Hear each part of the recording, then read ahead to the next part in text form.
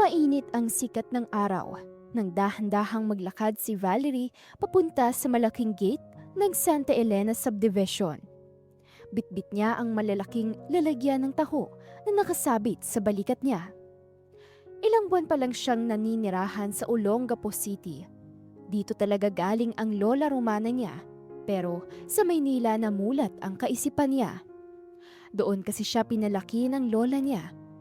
Ngunit dahil hindi na nila kinaya ang mahal ng renta, ay napilitan silang bumalik dito sa Olongapo City.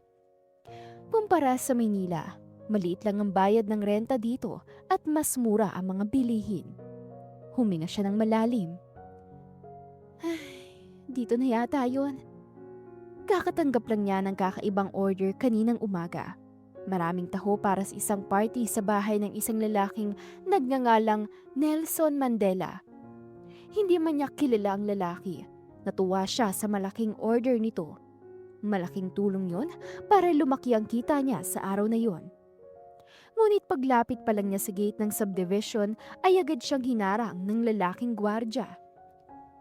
Hoy, saan ka pupunta? Huminto si Valerie saka ngumiti ng magalang. Magandang araw po. Magdi-deliver lang po sana ako ng taho. May umorder po kasi sa loob ng subdivision eh. Sa bahay po ni Mr. Nelson Mandela. Sandaling natahimik ang gwardya. Pagkatapos ay ngumisi ito na parang sarkastiko. Taho? Si Sir Nelson? O order ng taho? Opo, may party daw po kasi. Medyo nailang si Valerie pero pinilit niyang ngumiti. Tumawa ng malakas ang gwardya saka dinuro si Valerie. Alam ko na yung modus na yan. At hindi mo ako mauuto. Kilala ko si Sir Nelson. Alam ko kung gaano siya kayaman kaya imposible na bumili siya ng taho. Baka nga hindi niya alam kung anong klase ng pagkain ang binibenta mo eh. Unti-unting napalingon ang ilang residente at mga sasakyang papasok sa subdivision dahil sa ingay sa may gate. May ilang natatawa dahil sa naririnig. Namula ang mukha ni Valerie pero hindi siya umatras. Pero kuya, hindi po ako nagsisinungaling. May umorder po talaga at Nelson Mandela ang pangalan na ibinigay niya. Anong akala mo sa akin, Nututo? Hindi ka makakapasok dito kahit na ano pang sabihin mo. Pero umorder po talaga. Ito po, si Mr. Nelson Mandela. Kailangan ko po itong ma-deliver bago mag alas 12 ng tanghali. Kapag nalitang delivery ko, baka hindi niya ako bayaran. Naramdaman ni Valerie ang pag-init ng kanyang dibdib. Napataas na rin ang boses niya, dala ng inis at kahihiyan. Sinabing hindi eh. Baka mamaya magdakaw ka lang dito sa subdivision. O baka naman may dala kang deadly weapon at mapahamak pa ang mga residente dito. Umalis ka na, kundi mapipilitan akong kaladkarin ka paalis. Bulyaw ng gwardya habang matalim ang tingin sa dalaga. Huminga ng malalim si Valerie. Pinipilit niyang huminahon. Kung ayaw niyo po akong papasukin, baka pwedeng tawagan niyo na lang po si Mr. Nelson Mandela para siya na mismo mag-pick up ng order niya dito sa gate. Hindi ko gagawin yun. Kilala ko si Sir Nelson. Ayaw na ayaw niyang naaabala ng dahil sa walang kwentang bagay. Baka masisante pa ako sa trabaho kapag inistorbo ko siya. Inis na wika ng gwardya. Pero kailangan ko po talagang mai-deliver ng taho na to. Malulugi ako kapag hindi ko naibenta to ngayong araw. Pamimilit ni Valerie. Aba, ang kulit mo talaga. Pwes, halika dito. Bulyaw ng gwardya. Hinigit nito ang kaliwang braso ni Valerie at kinaladkad ang dalaga palayo sa gate ng subdivision. Aray! Bitawan niyo po ako! Nasasaktan ako! Pakiusap ni Valerie habang pilit na nagpupumiglas. Bagay lang sa'yo yan dahil pasaway ka. Gigil na wika ng gwardya. Wala naman po akong ginagawang masama. Gusto ko lang magbenta ng taho. Naiiyak na si Valerie dahil sa kahihiyan. Hindi mo ba alam kung anong Carlito Subdivision? Isa itong private subdivision para sa mga mayayaman at maimpluwensyang negosyante. Imposibleng bumili sila ng taho sa'yo. Tsura pa ng paninda mo, hindi na nila magugustuhan. Habang pilit na hinihila ng gwardya si Valerie palayo sa gate, nahila rin ang kahoy na balanse ng kanyang lalagyan ng taho na nakasabit sa balikat niya. Bitawan niyo po ako! Sigaw niya habang nagpupumiglas. Sa gitna ng kanilang pagtatalo ay biglang natapilok ang gwardya sa gilid ng lalagyan. Isang malakas na kalabog ang umalingaw sa harap ng gate. Sa loob lamang ng isang iglap ay tumagilid ang malaking lalagyan ng taho. Bumukas ang takip nito at bumuhos ang puting taho sa mga sementadong kalsada. Sumunod na bumagsak ang lalagyan ng arnibal. Kumalat ang malapot na arnibal sa lupa. Dahan-dahang humahalos sa malambot na taho na kanina lamang ay inaasahan ni Valerie na pagkakakitaan niya. Natulala ang lahat, lalo na si Valerie. Parang tumigil ang mundo niya habang nakatitig sa paninda niya na ngayon ay nakakalat na sa maruming kalsada. Hindi to pwede mangyari! Unti-unting nanghina ang tuhod niya. Dahan-dahan siyang napaluhod sa lupa habang umiiyak.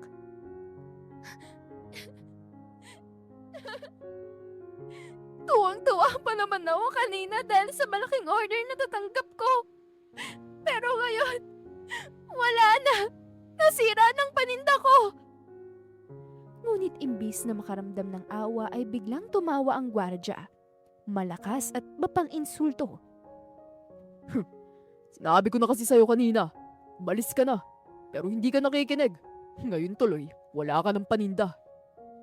Napayuko si Valerie. Pinunasan niya ang luha sa kanyang pisngi gamit ang likod ng kamay.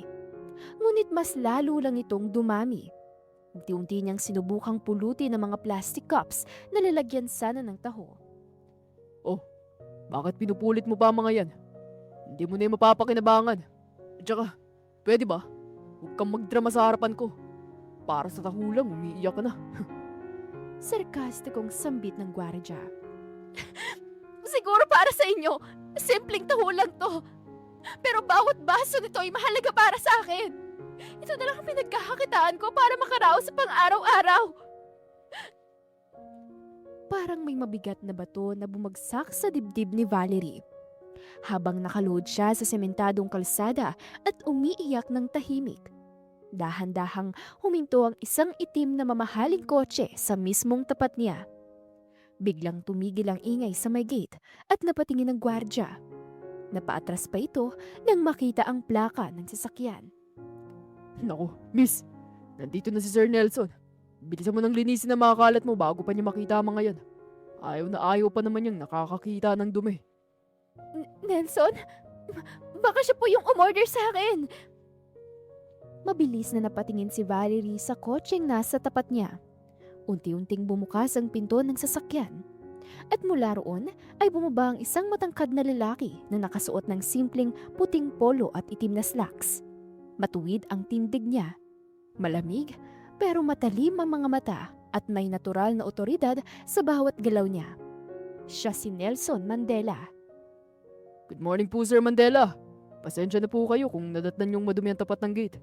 May tagalabas po kasi nagpupumilit pumasok eh. Kanina ko pa nga po siya pinapaalis. Sabi ng gwardya. Pero hindi agad sumagot si Nelson. Ang unang napansin niya ay ang dalagang nakaluhod sa lupa. Napapaligiran ito ng natapong taho at arnibal. Unti-unti siyang lumapit sa dalaga. Lumuhod siya sa harap nito at hindi alintana ang arnibal na nasa lupa. Ikaw ba si Valerie? Yung nagtitinda ng taho? Habang papalapit ang lalaki, napansin niya ni Valerie kaya napatingala siya. Hindi niya maiwasang mapanganga ng bahagya. Ang gwapo naman ito. Thanks, pero hindi yan ang tinatanong ko. Tinatanong ko kung ikaw ba yung tindera ng taho. Namula ang pisngi ni Valerie nang mapagtanto na tumagos pala sa bibig niya ang sinabi niya sa isip niya. Oo, ako nga yun. Tumango si Nelson. Pagkatapos ay tumayo siya at dahan-dahang lumingon sa gwardya. Ano nangyari dito? Bakit nagkalat ang tao sa lupa? Napalunok ang gwardya dahil sa kaba. Sir, aksidente pong natapon ng taho habang pinapaalis ko siya. Akala ko kasi nagsisinungaling lang siya nung sinabi niya na magde-deliver siya ng taho sa bahay ninyo. Kasalanan ko rin naman. Dahil hindi ko na-inform ang admin na may order akong taho. Pero sana tinawagan mo ako. Hindi mo rin dapat tinataboy si Valerie. Natapon tuloy ang paninda niya. Pasensya na po, sir. Akala ko kasi hindi kayo kumakain ng pagkain ng mga mahihirap. At sino naman na nagsabi sa'yo na pagkain ng mahirap ang taho? Year 2026 na, pero bulok pa rin ang mindset mo. Huwag mong maliitin ang taho porket street food lang yun. Sambit ni Nelson sabay turo sa taho na nagkalat sa lupa. Ang mainit na tokwa na gawa sa soybeans. Punong-puno yun ng protina. Meron din yung calcium. Yung arnibal naman meron yung magnesium at potassium. Yung sago, merong fiber at iron. Maraming benefits ang taho kaya wag mo yung tatawagin pagkain na mahirap. Naiintindihan ko po sir. Pasensya na po talaga. Nahihiyang sambit ng gwardya. Huwag ka mag-sorry sa akin. Kundi sa kanya.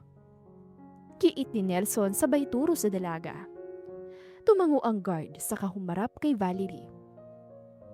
Miss. Sorry talaga ah. Inaamin ko na nagkamali ako. Hindi kita dapat pinagtawanan kanina. Okay na po yun.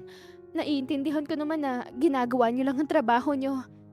Salamat dahil naiintindihan mo ko. Mapagkumbabang sambit ng gwardya. Miss, gusto ko rin mag-sorry sa'yo dahil naabala kita ngayong araw. Alam kong nasira na ang paninda mo, pero babayaran ko pa rin yan. Wika ni Nelson. Nanlaki ang mga mata ni Valerie. Talaga? Babayaran mo pa rin ako kahit hindi ko na i-deliver sa'yo yung taho? Oo naman, hindi mo naman kasalanan kung nasira ang taho mo. Muling naluha si Valerie, pero ngayon ay luha na ng ginhawa. Salamat! Akala ko talaga malulugi na ako ngayong araw. Wala yun. Pero kailangan mo sumama sa bahay ko.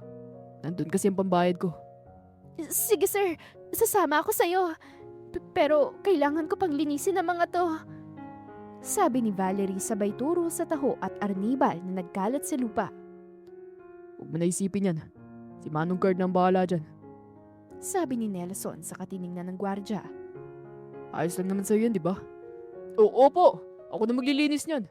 Total, kasalanan ko naman kung bakit natapon yan. Pagpayag ng gwardya. Parang wala namang narinig si Nelson. Binuksan nito ang pinto ng kotse at binalingan si Valerie. Miss, sumakay ka na. Medyo malayo pa ang bahay ko kaya hindi tayo pwede maglakad. Sige po. Dali-daling sumakay sa kotse si Valerie. Habang binabaybay ang daan ay hindi mapigilan ni Valerie na sulyapan si Nelson. Ngayon lang siya nakakita ng lalaking ganito kagwapo. At ngayon lang din may lalaking ganito katapang na ipagtanggol siya. Nandito na tayo. Napapitlag si Valerie nang magsalita si Nelson. Bumaba ito ng sasakyan at sinundan niya ito. Binuksan ni Nelson ang gate. Napanganga si Valerie habang iginigala ang tingin sa buong paligid. Mula sa labas pa lang ay kita na ang mga ilaw, dekorasyon at ang mga sasakyang nakaparada. May maririnig pang musika at tawanan mula sa loob. Sorry kung sobrang lakas ng music. Nauna na kasing dumating ang mga bisita ko kaya nagpa-party na sila sa loob. Paumanhin ni Nelson. Okay lang. Hindi pa man tapos magsalita si Valerie ay napansin na niya ang maraming bisita na nag-uusap, tumatawa at kumakain. Napahinto si Valerie sa pintuan at napakamot siya sa ulo. Naku sir, ang dami palang bisita. Nakakahiya kung papasok ako. Dito na lang po ako sa labas. Hihintayin na lang kita habang kinukuha mo yung pambayad sa loob. Huwag ka na mahiya. Kung tutusin, ikaw ang pinaka-welcome dito. Magiliw na sambit ni Nelson. Ako? Bakit po ako? Pagtataka ni Valerie. Dahil para sa'yo talaga ang party na to. Ha? Anong para sa akin? Ngayon lang naman tayo nagkakilala. Kumunot ang noo ni Valerie. Mas lalo siyang nalito. Mamaya ako na ipapaliwanag. Pumasok na muna tayo sa loob. Sige sir. Kahit nalilito ay sinundan ni Valerie ang binata. Subalit na overwhelmed siya sa dami ng mga bisitang sumalubong sa kanya, kaya nakalimutan niya ang mga tanong na naglalaro sa isip niya. Uy, Nelson! Hindi mo sinabi na kasama mo pala ang girlfriend mo. Ikaw hindi mo naman sinabi na may girlfriend ka na. Tahimik ka lang pero may secret ka pala. Kaya pala late ka eh. Sinundo mo pala yung girlfriend mo. Nagkatinginan ang mga bisita at nagtawanan na parang nanunukso. Namula naman ang pisngi ni Valerie. Sa loob-loob niya ay may kakaibang kilig na gumagapang sa dibdib niya. Kayo talaga. Sa tuwing may kasama akong babae, lagi niyo na lang ako tinutokso. Hindi ko girlfriend si Valerie. Magdi-deliver dapat siya ng taho pero natapon ng paninda niya. Isinama ko lang siya dito para bayaran siya. Charity work lang pala. Akala ko girlfriend mo na. Kung sa bagay, mukhang hindi naman siya papasa sa standard mo eh. Parang may maliit na bagay na sumaksak sa dibdib ni Valerie. Hindi niya maiwasang makaramdam ng panghihinayang. Ngunit mabilis niyang itinaboy yon sa kanyang isipan. Malinaw sa kanya na hindi siya dito nababagay. Isa lang siyang simpleng tindera. Habang si Nelson naman ay ubod ng yaman. Siguradong maraming babae ang nagkakandara pa dito. Sir, hindi niyo pa po ba ibibigay ang bayad niyo? Tanong ni Valerie. Pagkatapos ng narinig niya ay hindi na niya kayang manatili sa bahay ng binata. Mamaya na. Kumain ka muna. Pero busog po ako, sir. Valerie, I insist. Unethical kung in-invite kita rito sa bahay ko tapos bigla ka nalang paalisin. Okay lang po, sir. Kailangan ko na kasi talagang umalis na. Pero bago pa man makatanggi si Valerie ay inakay na siya ni Nelson patungo sa tahimik na sulok ng hardin sa gilid ng bahay. Kung saan mahina lang ang ilaw at halos hindi marinig ang ingay ng party. May maliit na mesa doon at may 2 upuan. Na para bang nakareserba talaga para sa kanilang dalawa. Maupo ka. Samahan mo akong kumain. Okay ka lang ba? Bakit parang hindi ka masaya sa sarili mong party? Hindi ka ba excited na makasama ang mga kaibigan mo?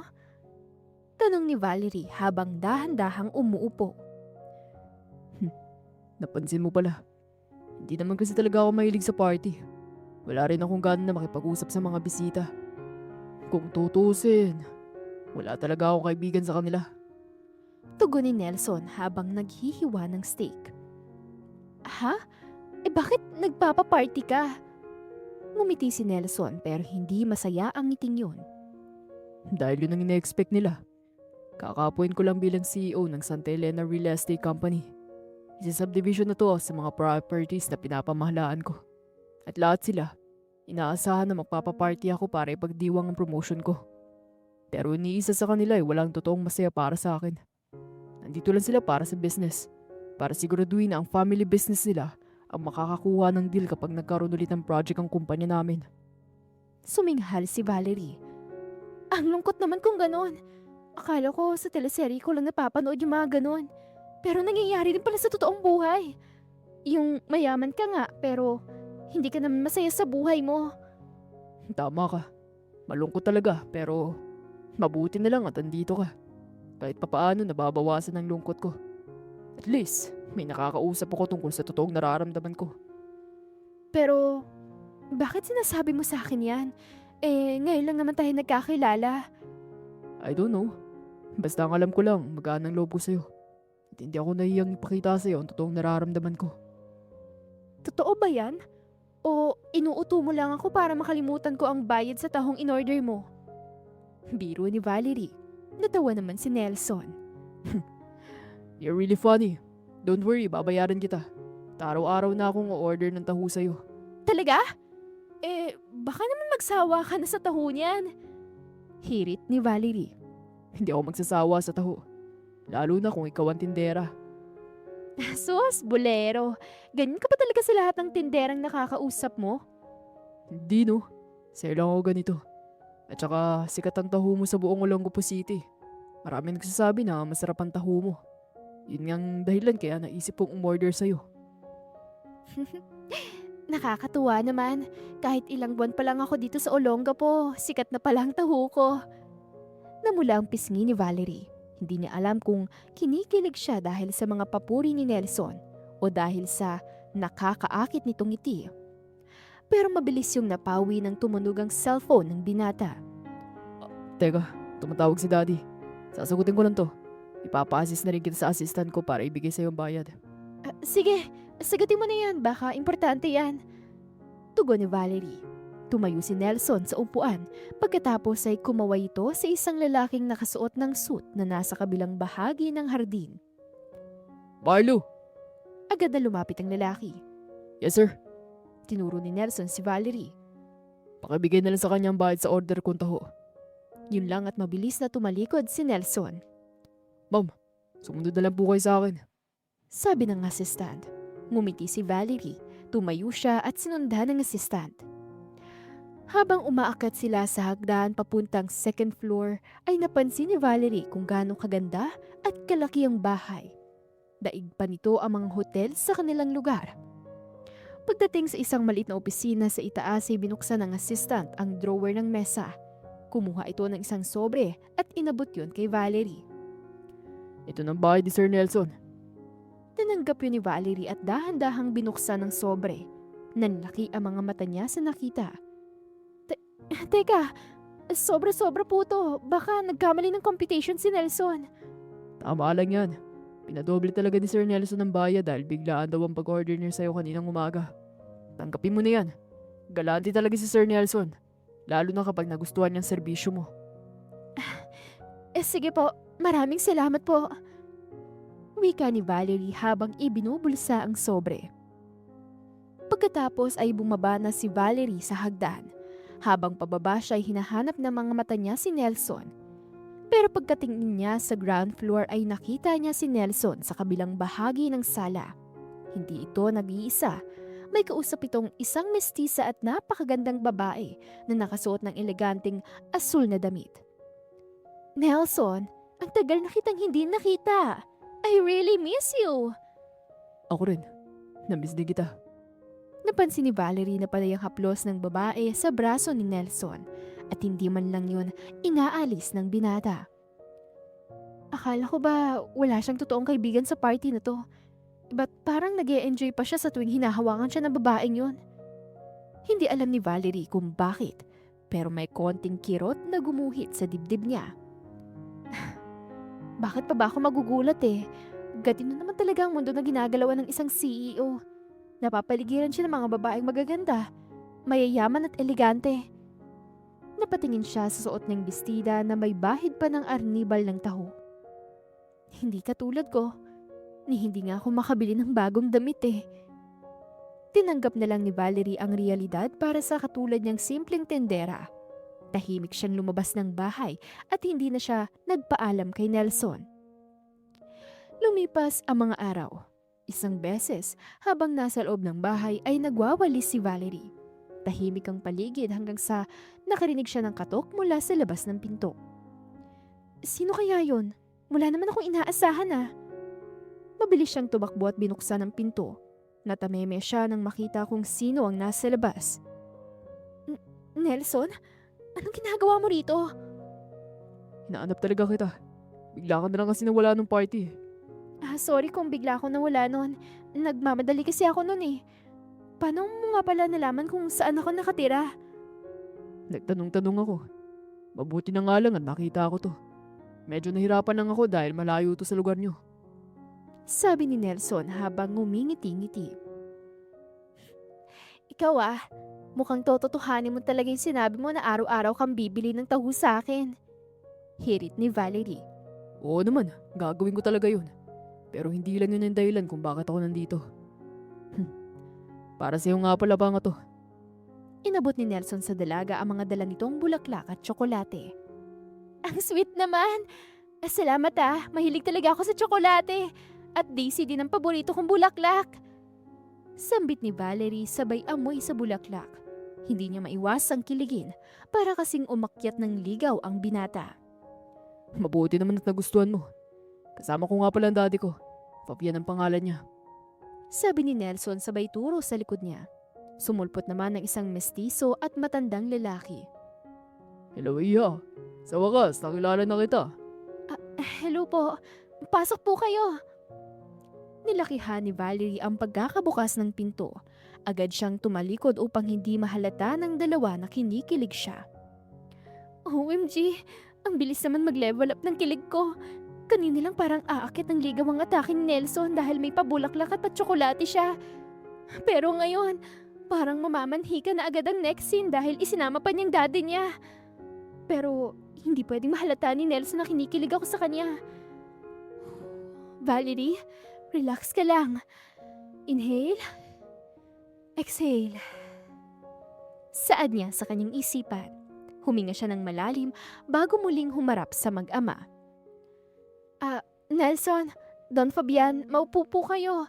Gusto niyo po ba ng juice? Ipagtitimpla ko po kayo. Hindi na iya, okay lang kami.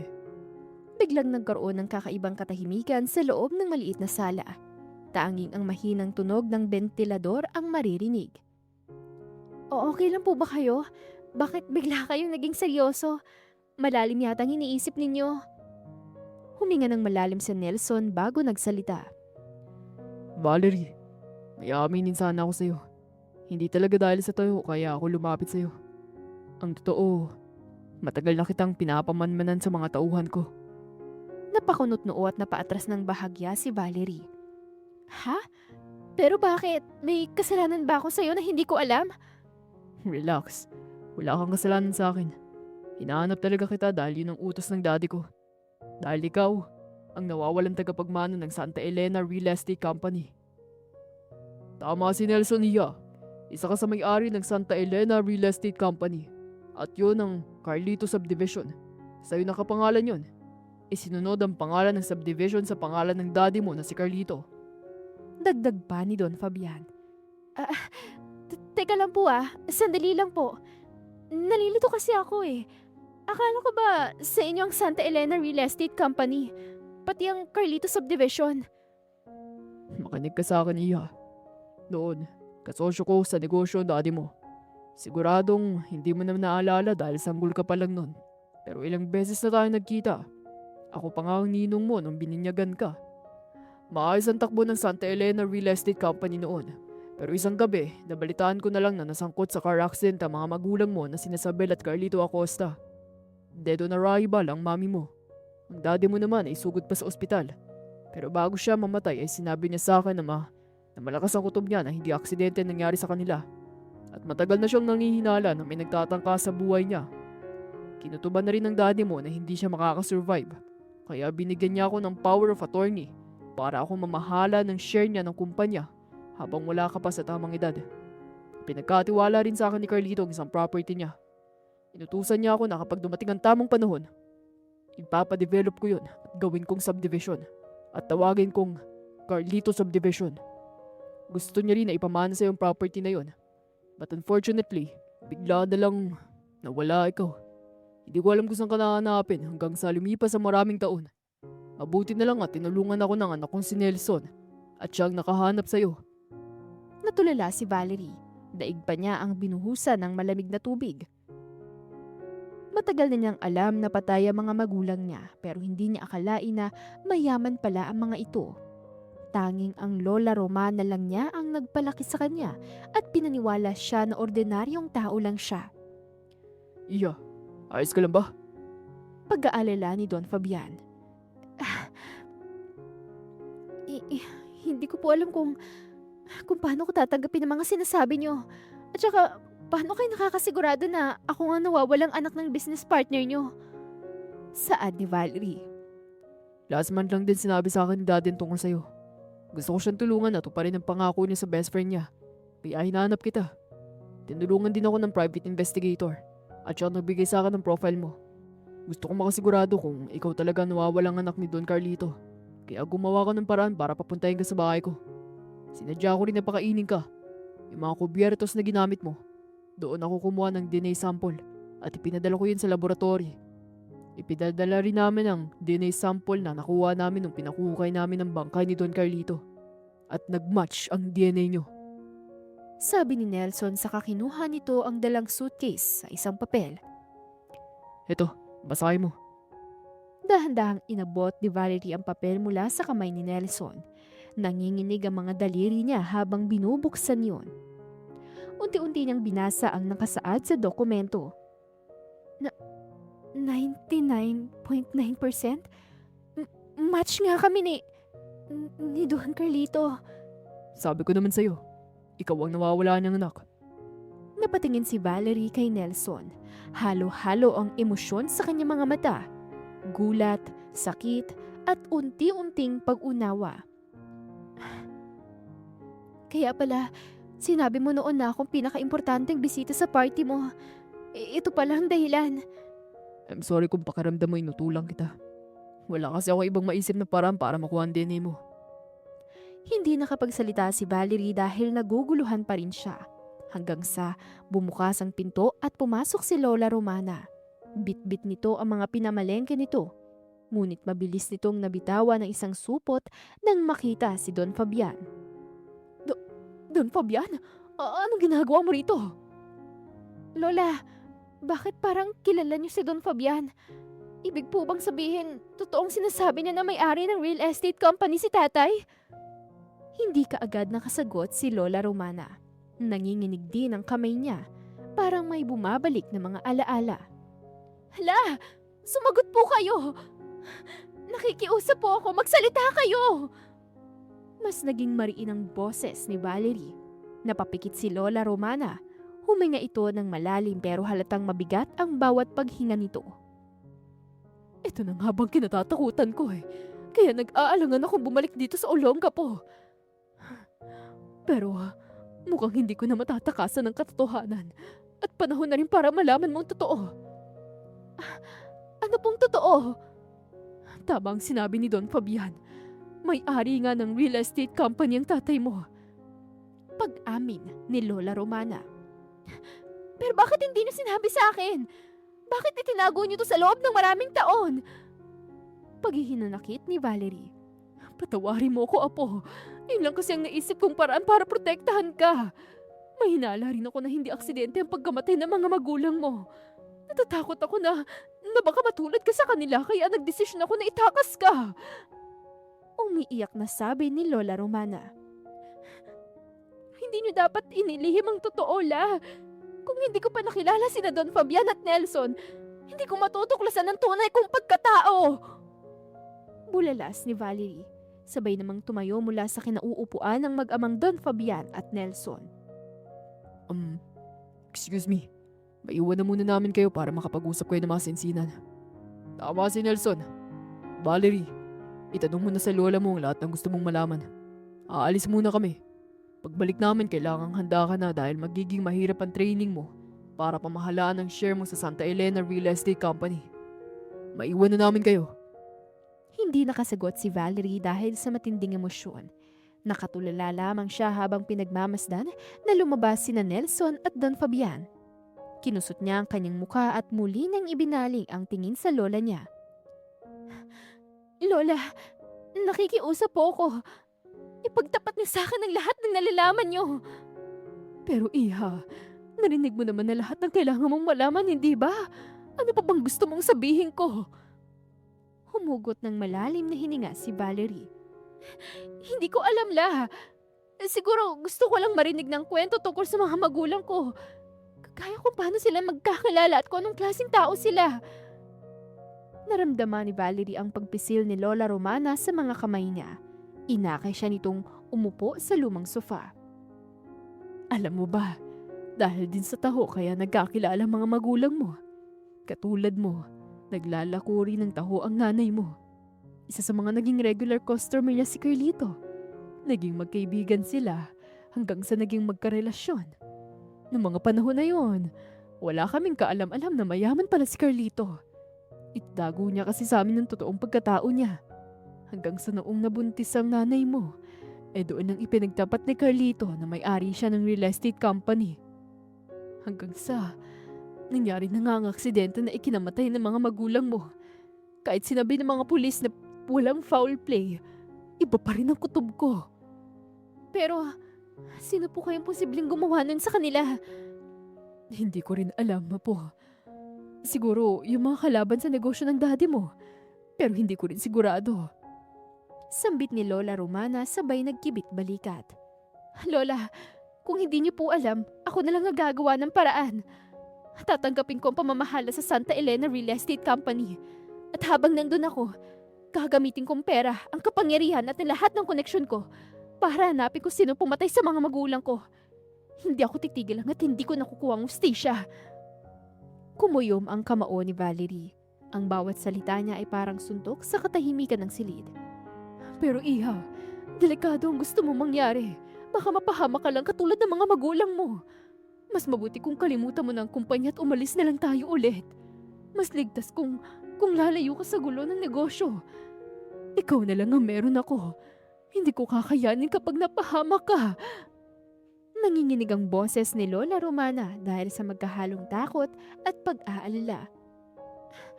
Pero hindi ko po pwedeng palagpasin ang nangyari sa mga magulang ko. At saka, bakit po ako magtatago? Wala naman akong ginagawang masama ah. Kung meron mang dapat matakot, yun yung taong pumatay sa mga magulang ko. Tumayo ng diretso si Valerie. Ang tingin niya ay parang punyal ng determinasyon. Natameme si Lola Romana habang nakatingin sa apo nito hanggang sa napasinghap ito. Kung yan talaga ang gusto mo mangyari, susuportahan kita. Pero ihanda mong sarili mo dahil hindi madali ang landas na tatahakin mo. Handa ako, Lola. Hindi ako natatakot sa pwedeng mangyari sa akin. Kung sino man ang pumatay kina nanay at tatay, hahanapin ko siya at pagbabayarin ko siya dahil tinanggalan niya ako ng pagkakataon na makasama ang mga magulang ko. Parang may apoy na lumiliyab sa dibdib ni Valerie. Isang apoy na hindi niya pwedeng patayin dahil ngayon pa lang nagsisimula ang tunay na laban. Noong mismong araw na yon, pumunta siya sa bahay ni Nelson. Sinabi niya na handa na siyang tanggapin ang mga ari-ariang naiwan ng daddy niya. Isang beses, tahimik ang opisina ni Valerie. Tanging may hinang tikatik ng wall clock at marahang ugong ng aircon ang maririnig. Ilang linggo na ang lumipas mula noong biglang nagbagong takbo ng buhay niya. Mula sa simpleng tindera, ngayon ay nakaupo na siya sa isang swivel chair sa loob ng Santa Elena Real Estate Company. Bahagya niyang hinaplos ang makinis na ibabaw ng mesa. Grabe, ako ba talaga to? Opisina ko na to. Hindi na lang ako basta tindera ng taho.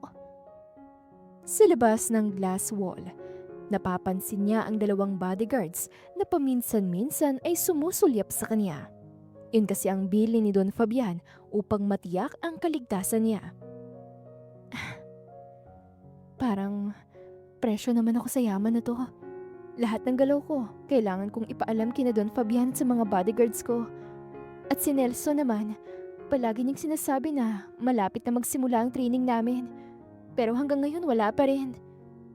Napabuntong hininga siya. Hanggang ngayon kasi ay wala pa rin siyang opisyal na posisyon sa kumpanya. Inaayos pa raw ang mga papeles para mailipat sa pangalan niya ang mga naiwan ng daddy niya. Maya-maya ay may kumatok sa labas ng pinto. Pasok! Dahan-dahang bumukas ang pinto at pumasok ang isang lalaki. Good morning, Ma'am Valerie. Ikaw pala yan, Marlo. Anong kailangan mo? Pinapatawag na naman ba ako ni Nelson? Magsisimula na ba ang training ko? Hindi po, ma'am. Pinapapunta ako dito ni Sir Nelson para sabihin sa inyo na ako na magiging assistant ninyo. Pero, di ba, ikaw ang assistant ni Nelson? Yes, ma'am. Pero hindi niya na ako kailangan. May bago na siyang assistant kaya ako nang na-assign sa inyo. Gumuhit ang kuryosidad sa mukha ni Valerie. Sino naman ang bagong assistant ni Nelson? Si Gretchen po, ma'am. Tugon ni Marlo. Gretchen? Babae ang assistant ni Nelson? Napatayo si Valerie. Hindi niya kilala ang pangalan, pero parang may kumurot sa dibdib niya. Yes, ma'am. Bakit po ba? May problema po ba? Pagtataka ni Marlo. Wala naman. Sige, dito ka na lang muna. Pupuntahan ko lang si Nelson ah. Dali-daling lumabas ng opisina si Valerie. Habang naglalakad sa hallway ay hindi niya maiwasang mapailing sa sarili. Napahinto siya sa tapat ng opisina ni Nelson. Bahagyang nakauwang ang pinto at nakita niya na may babaeng nakaupo sa ibabaw mismo ng mesa ni Nelson. Nakakross ang legs ng babae. Maiksi ang palda nito at halatang sinasadya nitong ipakita ang makinis na mga binti. Si Nelson naman ay nakaupo sa swivel chair kung saan nakaharap ang babae. Kaya pala hindi niya masikasong training ko. May iba pala siyang pinagkakaabalahan. Inilapit ni Valerie ang mukha sa may pinto hanggang sa naging malinaw sa kanyang itsura ng babae. Teka, parang nakita ko ng babaeng yun ah. Tama! Siya nga yung babae sa party ni Nelson. yung babae na panayang haplos sa kanya. Napakuyom ang kamao ni Valerie. Nagkunwari siyang nauubo. Ahem! Ahem! Napalingon agad si Nelson at ang babae. Mabilis na tumayo si Nelson at inayos ang pagkakabotones ng polo nito. Samantalang, ang babae naman ay dahan-dahang bumaba sa mesa. Sabay hila pababa sa palda nito. Pero nakangiti ito na parang aliw na aliw sa kakatapos lang na eksena. Valerie, nandiyan ka pala. May kailangan ka ba? Pumasok si Valerie sa loob ng opisina. Wala naman. Naisip ko lang na baka pwede na nating simulan ng training ko. Para naman may ginagawa ka na mas productive. Hindi yung kung saan-saan napupunta ang mga mata mo. Ngunit parang hindi tinamaan ng dalawa sa pagpapasaring ni Valerie. Busy? Parang hindi ka naman importante ang ginagawa ninyo. At saka, bakit basta mo nalang pinalitan si Marlo? Akala ko ba matagal mo na siyang assistant at malaking tiwala mo sa kanya? Kaya nga, naisip ko na siya ang assistant na ibigay ko sa'yo. Dahil mas matutulungan ka niya. Hindi ko pwedeng i-assign sa'yo si Gretchen dahil first time pa lang niya magtrabaho. Tinanggalan kasi siya ng allowance ng daddy niya kaya kailangan na niya magtrabaho. You're so silly, Nelson. Kailangan mo pa talagang sabihin yun kay Valerie? Baka isipin niya na spoiled brat ako. Huwag ka mag-alala, Gretchen. Hindi niya iisipin yun. Malambing na sambit ni Nelson. Palihim na umirap si Valerie at muli siyang tumikim. Nelson, mas unahin mo pa bang i-train si Gretchen kesa sa akin? Di ba sabi mo isa ako sa magiging tagapagmana ng kumpanyang to? Kaya dapat akong priority mo. Ikaw naman talagang priority ko. Pero hindi pa sa ngayon.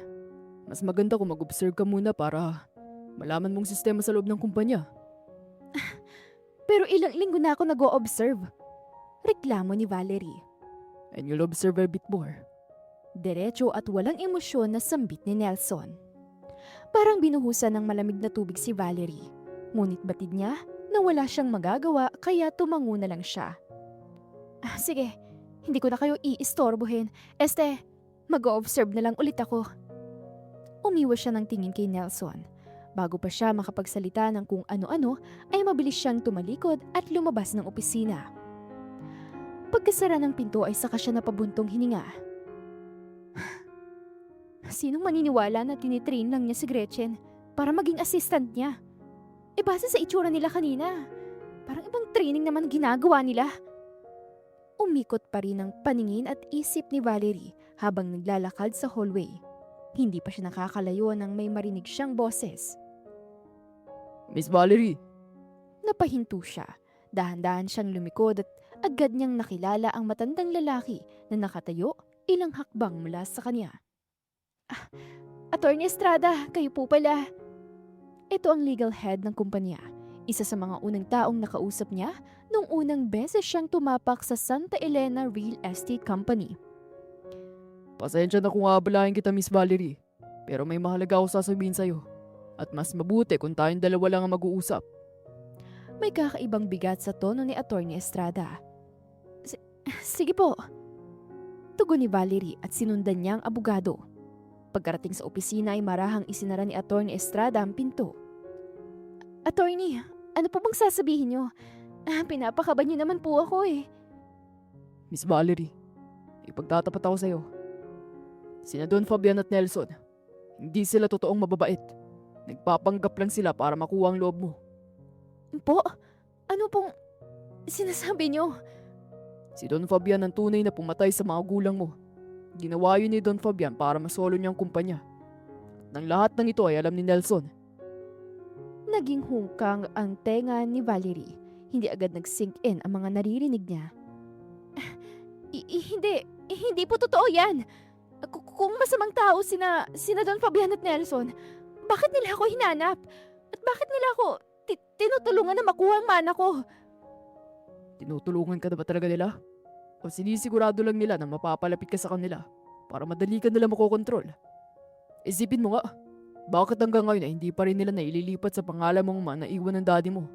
At bakit hindi ka pa rin tinuturuan ni Nelson kung paano pamamahalaan ng kumpanya? Nanlaki ang mata ni Valerie. Hindi siya makaimik. Alam kong hindi madaling paniwalaan ang mga sinasabi ko. pero meron akong ebidensya.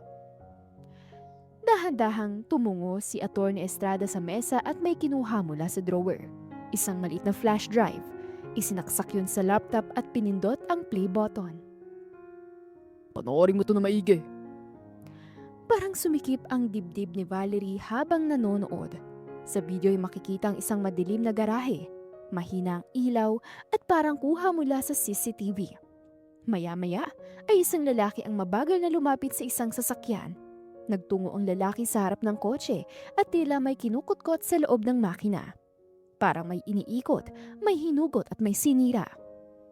Nang bahagyang tumama ang ilaw sa mukha ng lalaki ay nanlambot ang buong katawan ni Valerie. Si Don Fabian? Siya nga, Miss Valerie. Mas bata lang itsura niya dahil 24 years old siya sa video na yan. Pero siya talaga yan. Yan ang gabi bago maaksidente ang mga magulang mo at yan ang kotseng sinasakyan nila. Tumulo ang luha ni Valerie. Kung ganon, totoo nga. Si Don Fabian ang sumira sa makina ng sasakyan ng mga magulang ko. Mamamatay tao sila.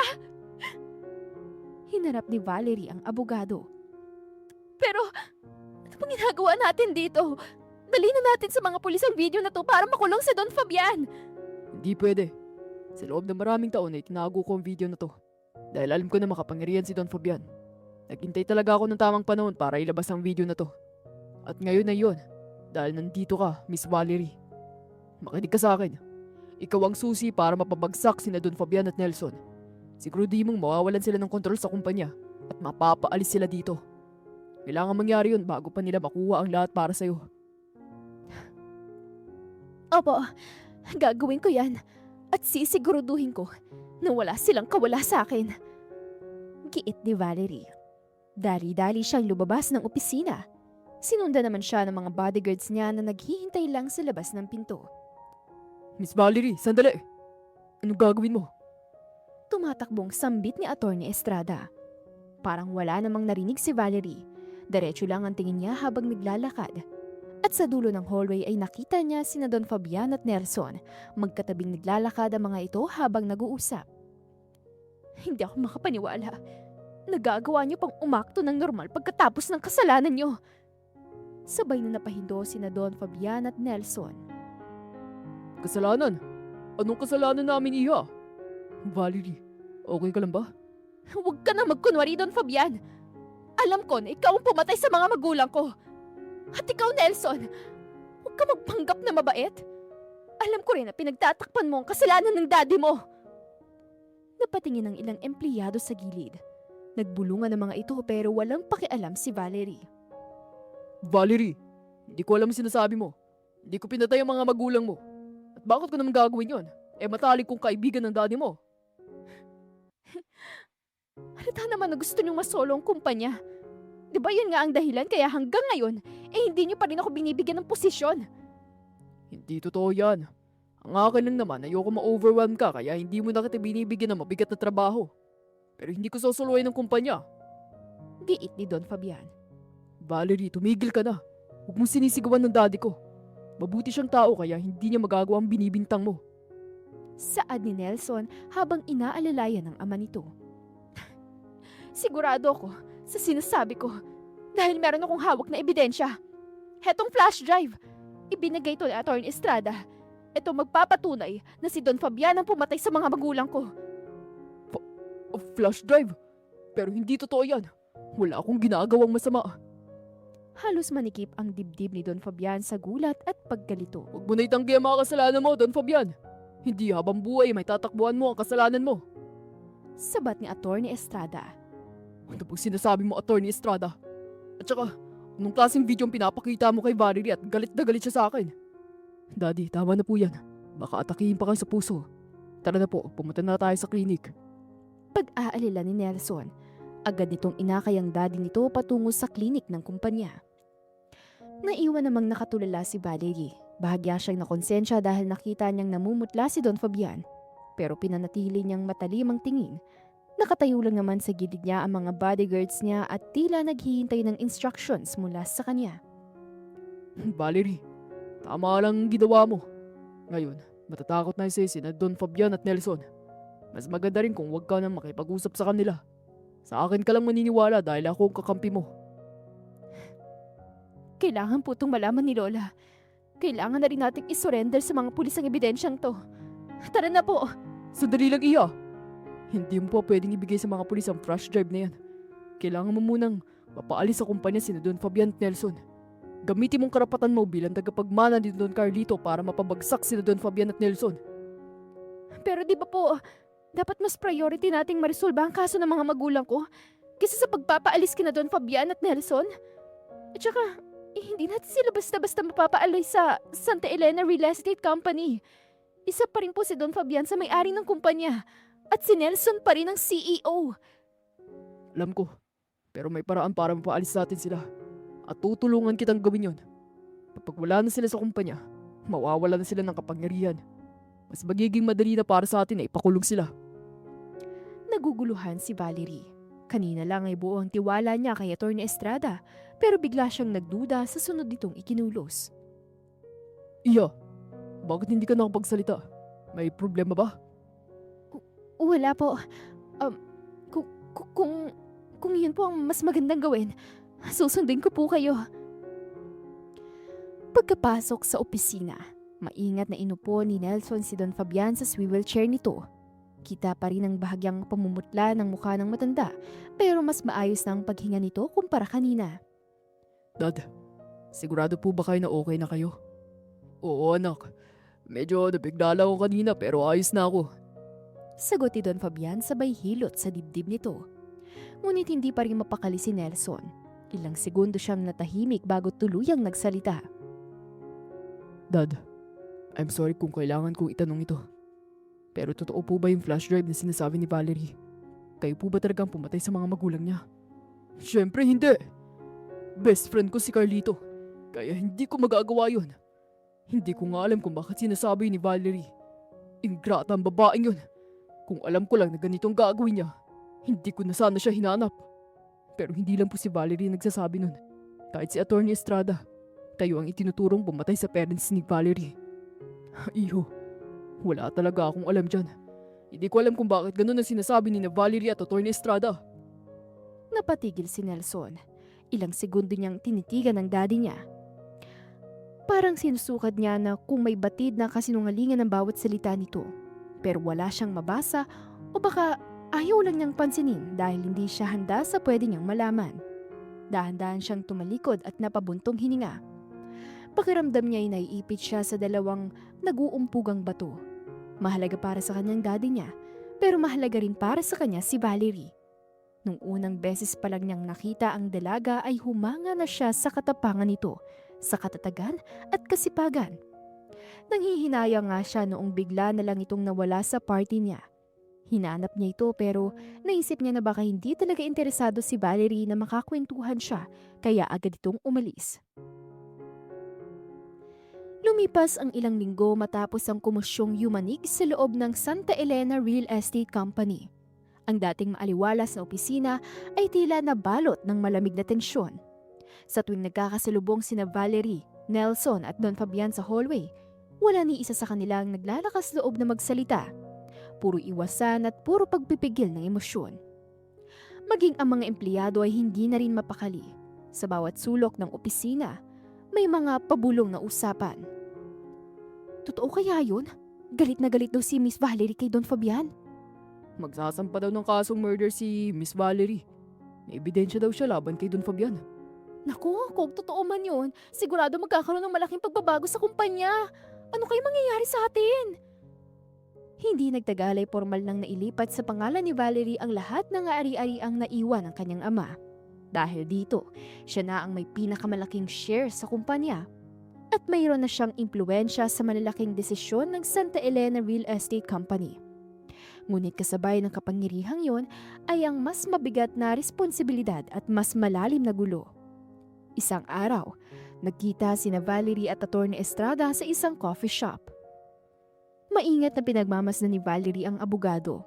Hindi niya maipaliwanag pero may kakaiba siyang nararamdaman sa bawat kilos nito. Miss Valerie, ngayon nahawak mo na ang kapangyarihan sa kumpanya. Wala na makakapigil sa'yo. Pwede mo nang tanggalin sa posisyon si Nelson. Pero hindi po yun ganun kadali. May karapatan pa rin sa kumpanya sina Nelson at Don Fabian dahil kabilang pa rin sila sa mga may-ari ng company. Alam ko, pero mas malaki yung share mo kaya mas may makapangyarihan ka kaysa sa kanila. Sigurado din ako na mas kakampihan ka ng board. Pwede ka magpatawag ng board meeting para magbutuhan ng bagong CEO. Pero bago ang meeting na yon, kailangan mo makumbinsi ang lahat ng board members na wag bumoto kay Nelson. Sigurado ako na makikinig sila sa'yo dahil mas mataas ang respeto nila sa daddy mo. Bahagyang tumahimik si Valerie, kunwari nag-iisip. Sino naman pong iboboto nila? Eh di ako.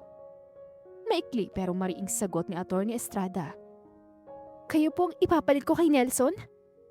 Bahagyang natigilan si Valerie pero agad din niyang itinago ang reaksyon niya. Oo, hanggat si Nelson pa rin ang CEO, may control pa rin sila ni Don Fabian sa kumpanya at hindi mo lubos na mahahawakan to. At higit sa lahat, hindi mo sila mapapabagsak hanggat nasa posisyon pa rin sila. Pero bakit kayo po? Bakit hindi na lang ako? Dahil wala ka pag sapat na kaalaman. Kapag ako na ang CEO, mas magkakaroon ako ng access sa kumpanya at mas matutulungan kita. Akong mas may sapat na knowledge tungkol sa batas at sistema ng kumpanya kaya mapoprotektahan kita. At matutulungan kita na makuha ang lahat ng nararapat para sa'yo. Malay mo, dumating ang pagkakataon na pwede mo nang mabili ang share ni na Don Fabian at Nelson. At tuluyan mo na silang mapapaalis sa kumpanya. Uunti-untiin natin ang bawat hakbangin natin. Basta ang importante, susundin mo ang lahat na sasabihin ko. At sa akin ka lang makikinig. Tahimik lang si Valerie, ngunit sa loob-loob niya ay mas lalong luminaw ang kutob niya. Parang hindi lang hustisya ang habol ni Atty. Estrada, parang meron itong ibang motibo. Ngunit hindi niya iyon pinapahalata, sa halip ay marahan siyang tumango. Kung yun po makakatulong para makamit kong hustisya para sa mga magulang ko, susundin ko kayo, attorney. Ngumiti ang abogado at halatang nasiyahan nito sa sagot niya. Magaling. Hindi ka nagkamali ng desisyon, Miss Valerie. Ngumiti rin si Valerie, pero sa likod ng maamong ekspresyon ng kanyang mukha ay unti-unting tumitigas sa mga mata niya. Unti-unti niyang napagtatanto na hindi lang si Don Fabian at Nelson ang dapat niyang paghinalaan, kundi pati si Atty. Estrada. Dumaan ang mga araw na tila mas lalong bumigat ang hangin sa loob ng Santa Elena Real Estate Company. At dumating din ang araw ng board meeting.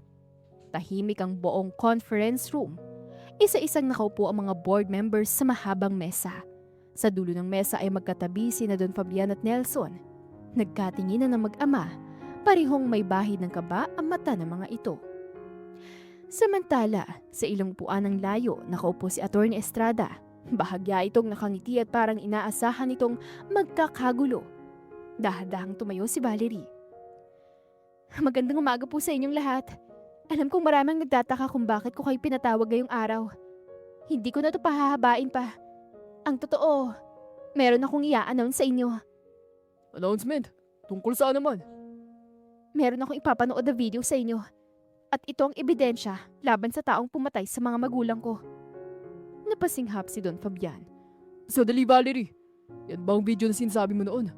Ilang beses ko bang sasabihin sa'yo na wala akong kinalaman sa video na yon? Don Fabian, relax lang po kayo. Hintayin niyo munang i-play ko ang video. Dahan-dahang pinindot ni Valerie ang remote. Umilaw ang malaking screen sa harap at nagsimulang umandar ang video. Sa una ay pamilyarang eksena. Naroon pa rin sa madilim na garahe at isang sasakyan. Pero biglang nagbago ang anggulo. Mas malinaw na at mas detalyado. Isang lalaki ang lumapit sa sasakyan para sirain ang makina nun. Pero hindi si Don Fabian, kundi si Atty. Estrada. Parang sumabog ang buong silid. Ano? Si Atty. Estrada? Nawala ang ngiti sa mga labi ni Atty. Estrada. Mabilis itong tumayo. Hindi totoo ang video na yan. Hindi ako. Si Don Fabian. Si Don Fabian ang pumatay kay Don Carlo at sa misis niya. Hindi ako. Huwag ka na magkunwari, Don Fabian. Matagal na ako nangihinala sa'yo. Kaya naisip ko na ipasuro ang video na ibinigay mo sa akin. Humingi ako ng tulong sa isang digital forensic expert at nalaman ko na deepfake video yon. In fairness, magaling pagkakagawa kaya muntik na ako maniwala. Pero nakagawa ko ng paraan para makuha ang original copy ng video. Kaya hindi mo na ako mauuto. Hayop ka. Hindi mo to pwedeng gawin sa akin. Baka nakakalimutan mo na dating tindera ka lang ng taho. Ano bang akala mo? Porket dati lang akong tindera ng taho, maluloko mo na ako? Sorry ka na lang, dahil patong-patong na kasong isasampa ko sa'yo. Inilabas ni Valerie ang isa pang folder sa screen, mga dokumento, records at bank transfers. Nagsagawa ko ng sarili kong imbestigasyon at nalaman ko na matagal mo na palang ninanakawan ng kumpanya. Nadiskubre ko rin na manahuli ka ni Daddy nang nananakaw noon, kaya mo siya pinatay. Ginamit mong access mo sa mga legal documents ng kumpanya para unti-unting mag-transfer ng pera sa ibang bank account. Alam ko na rin ang buong plano mo. Ginagamit mo ko para mapaalis sila Don Fabian at Nelson sa kumpanya. At kapag wala na sila, ako naman ang tatraidorin mo. Hindi ako papayag na makulong. Tandaan mo, abogado ako kaya kayang-kaya kong lusutan ng kasong isasampa mo. Pagmamatigas ni Atty. Estrada. Samantala, sabay na tumayo sina Don Fabian at Nelson. Lalapit sana ang dalawa upang pagtulungang suntukin si Atty. Estrada. Ngunit agad na umangat ang kamay ni Valerie. Huwag niyong sayangin ang oras niyo sa kanila. Ang mga pulis nang bahala sa kanya. Mabilis na pumasok ang mga pulis na kanina pa naghihintay sa labas ng conference room. Atty. Estrada, inaaresto ka namin sa kasong murder at estafa. Hindi! Hindi yun pwedeng gawin sa akin! Pinilit man laban ni Atty. Estrada. Pero wala na itong nagawa nang basahan ito ng Miranda rights at pusasan ng mga pulis. Muli na namang bumalot ang katahimikan sa loob ng conference room. Sa wakas, tapos na ang kasinungalingan ni Atty. Estrada. Nabigyan ko na rin ng hustisya ang mga magulang ko. Don Fabian, gusto ko po palang mag-sorry dahil pinagbintangan ko kayo. I understand you, Iya. Hindi ako galit sa'yo. Actually, hinahangaan kita. Ang galing mo, Valerie. Matagal ko nang nakatrabaho si Atty. Estrada pero hindi ko man lang siya pinaghinalaan. Kung hindi dahil sa'yo, baka tuluyan niya nang nilimas ang lahat ng pera ng kumpanya. Papuri ni Don Fabian. Sumang-ayon naman ang mga board members. Wala po yun. Ginawa ko lang nararapat para protektahan ng kumpanyang pinaghirapan yung itayo ni Daddy. Pinapahanga mo rin ako, Valerie. Pero hindi ka dapat nag-imbestiga na mag-isa. Delikado ang ginawa mo. Mabuti na lang hindi ka napahamak. Sa susunod, humingi ka ng tulong sa akin. Handa akong tulungan ka dahil concern ako sa'yo. Pag-aalala ni Nelson. Parang may kung anong kumurot sa dibdib ni Valerie sa huling sinabi ng binata. Ngunit sa halip na lumambot ay lalo lamang tumigas ang ekspresyon ng mukha niya. Thanks, pero hindi ko kailangan ng tulong mo. Mag-focus ka na lang kay Gretchen. Bakit naman nasali sa usapan si Gretchen? Pagtataka ni Nelson. Wala lang. Naisip ko lang kasi na nag-e-enjoy ka kasama siya. Sa sobrang enjoy mo nga nakalimutan mo na ang training na ipinangako mo sa akin. Sarkastikong sambit ni Valerie at mabilis siyang lumbas ng conference room. Naiwan namang tulala si Nelson. Parang gusto niyang habulin si Valerie pero hindi niya magawa. Nako, mukhang hindi na lang naiinis si Valerie. Mukhang nagseselos na rin siya. Kung ako sa'yo, suyuin mo na siya bago pa lumala ang tampo niya. Panunokso ni Don Fabian. Yes, Dad. Gagawin ko talaga yon. Ngumiti sa kawalan si Nelson, puno ng determinasyon ng mga mata niya. Isang araw, habang naglalakad sa hallway ay napahinto si Valerie. Nakita niya kasi si Gretchen sa di kalayuan. Nakatayo ito malapit sa exit area at hawak nito ang isang kahon na puno ng personal na gamit. Namumugto ang mga mata nito at halatang kagagaling lang sa pag-iyak. Kumunot ang noo ni Valerie at hindi siya nagdalawang isip na lapitan ito. Gretchen, okay ka lang? Umiiyak ka ba? Tsaka, bakit parang mag-isa ka? Aalis ka ba? Bahagyang tumawa si Gretchen, ngunit puno yun ng pait. Huwag na tayong maglokohan. Huwag ka na rin magkunwaring concern. Sigurado naman ako na masaya ka dahil panalo ka na. Nasa iyo na ang lahat, pati si Nelson. Aha? Ano bang pinagsasabi mo? Ngunit inirapan lang siya nito. Walang lingon-lingon na ituluyan na itong lumabas ng kumpanya. Naiwan si Valerie na litong-lito. Hindi na siya nag-aksaya ng oras at agad siyang nagtungo sa opisina ni Nelson. Pagkarating doon ay binuksan niya ang pinto nang hindi kumakatok. Valerie, anong problema? Nagtataka lang kasi ako. Bakit biglang umalis si Gretchen? Tinanggal ko na siya sa trabaho dahil unprofessional siya. Ilang beses niya ako sinubukan na akitin. Matagal na siyang may gusto sa akin at matagal na siyang nagpapakita ng motibo. Pero wala akong nararamdaman para sa kanya. Maraming beses ko na siyang binigyan ng warning na itigil ang ginagawa niya pero hindi siya nakikinig. Napabuntong hininga si Nelson. Well, kasalanan ko rin naman dahil tinanggap ko siya dito. Akala ko kasi magbabago siya pero hindi pala. Teka, di ba may relasyon kayo? Nakita ko pa nga kayo noon eh. Sweet na sweet kayo habang nakaupo si Gretchen sa lamesa mo. Umiling si Nelson. Hindi ko yung ginusto. Nagulat na lang ako nang bigla siya naging agresibo sa harapan ko. Mabuti na nga lang dumating ka nung oras na yun. Kundi, baka mas lalo pa ako nakaras ni Gretchen. Kung alam mo lang, gusto kong sumama sa'yo ng mga oras na yun para takbuhan si Gretchen. Pero hindi ko pwedeng iwanan ng opisina ko. Ngayon, naiintindihan ko na. Pero bakit parang akong sinisisi niya sa pagkasisante niya? Dahil sinabi ko sa kanya na meron na nagmamay-ari sa puso ko. At ikaw yun. Mahal kita, Valerie. Dumugundong ang puso ni Valerie. Ako? Pero bakit ako? Bakit hindi? Eh, kamahal-mahal ang lahat ng tungkol sa'yo. Matapang ka, totoo ka. At kahit anong pagsubok ang dumating ay hindi ka sumusuko. Hindi ko alam kung kailan nagsimula pero sigurado ako na mahal kita. Pwede mo ba akong bigyan ng pagkakataon para patunayan ng sarili ko sa'yo? Namula ang pisngi ni Valerie. Oo naman. Nakakahiyamang aminin pero nung ipinagtanggol mo ko sa subdivision, ay hindi ka na rin nawala sa isip ko. Mahal din kita, Nelson. Gumuhit ang matamis na ngiti sa mga labi ni Nelson. Dahan-dahang itinaas ni Nelson ang kamay nito at hinawakan ng pisngi ni Valerie. Hanggang sa dahan-dahan nitong idinikit ang labi nito sa labi ni Valerie. Marahan, maingat at puno ng damdamin. Isang araw ay tahimik ang paligid ng Carlito Subdivision habang naglalakad sina Valerie at Lola Romana sa gilid ng malapad na kalsada. Lola, hindi pa rin po ako makapaniwala na ganito kalawak ang property na iniwan ni Daddy para sa akin. Apo, hindi lang ito basta ibinigay sa'yo. Meron kang karapatan dito. Pinaghirapan to ng daddy mo para sa'yo kaya kailangan mo tong ingatan. Opo, Lola. Iingatan ko lahat ng minana ko kay Daddy at hindi ko rin po ito pababayaan. Simula ngayon, ako na pong bahala sa inyo. Pinapangako ko po, hindi na tayo babalik sa hirap. Sa gitna ng kanilang pag-uusap ay napansin ni Valerie ang isang gwardya na kanina pa nakatanaw sa kanya mula sa gate. Pamilyar sa kanyang itsuran to. Manong, may kailangan po ba kayo? Lumapit ang gwardya at halos mapayuko ito sa hiya. Kung natatandaan niyo po ako po ang gwardya na humarang sa inyo nung nagbebenta kayo ng taho. Gusto ko lang po humingi ng pasensya dahil sa inasal ko noon. Hindi ko naman po alam na kayo palang nagmamay-ari ng subdivision.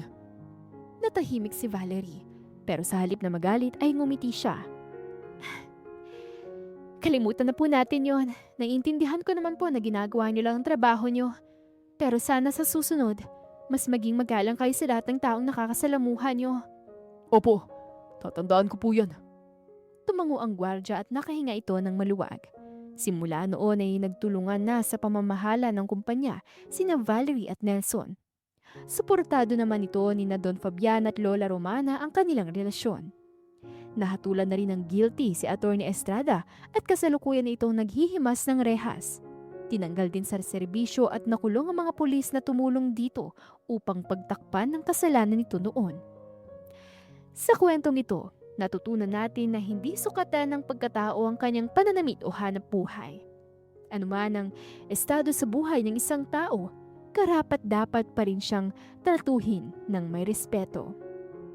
At dito na po nagtatapos ang ating kwento para sa araw na ito. Sana'y nagustuhan niyo po at kinapulutan ng aral ang kwentong ibinahagi namin sa inyo. Muli ako po si Miss Demi. Maraming salamat po at hanggang sa muli. Paalam!